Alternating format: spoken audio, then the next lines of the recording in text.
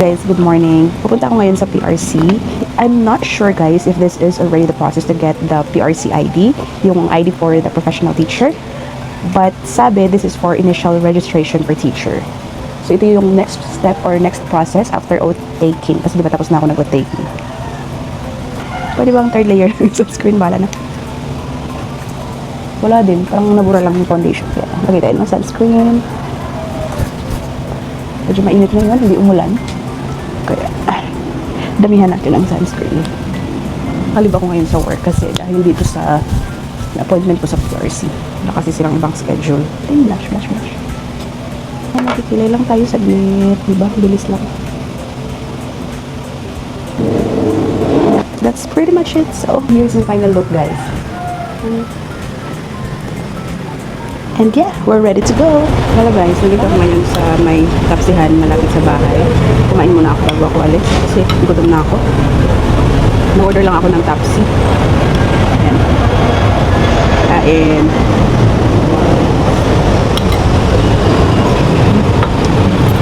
Yung tapsi nila is 100 pesos. Siyempre may libre ka na din Paris sa sabaw. Sarap.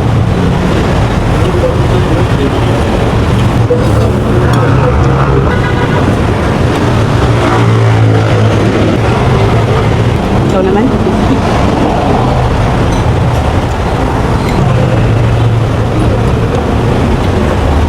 Anday.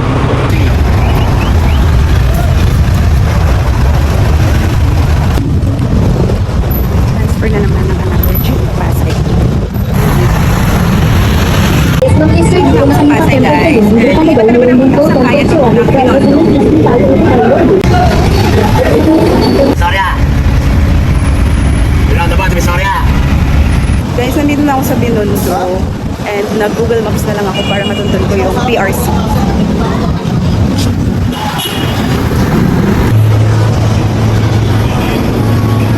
May bagong coffee series ang Mixu. Yun yung hazelnut latte nila.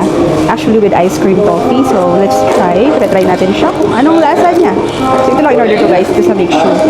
According sa maps, nearby na lang ang PRC. Need muna tayong magpa-refresh kasi nauhaw ako guys. Yan.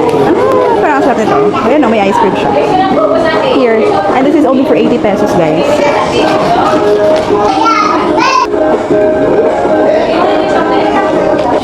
Sarap.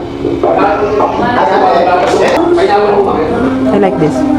Gusto mo lang ng may konting coffee, tas may ice cream, tas meron pa siya nilagay itong yellow. Wala ka na to. Meron nga rin tea. Ay, yung straw pala to. Share ko din sa inyo yung expenses ko sa travel ko.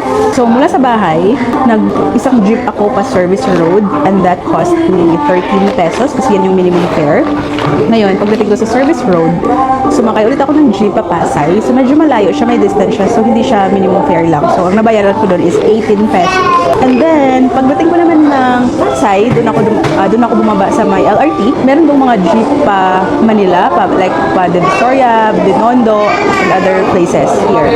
Yung fare ko naman from Pasay to going here sa Binondo is 25 pesos.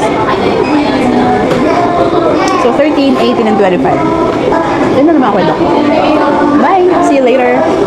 Finally guys, nandito na tayo sa may PRC, Lucky Chinatown. I made it! Guys, waiting na lang tayo sa ID. Ano yung initial registration pala is kukuha na din siya ng PRC license ID. So guys, finally nakuha ko na rin ang aking lisensya. Nandito na siya.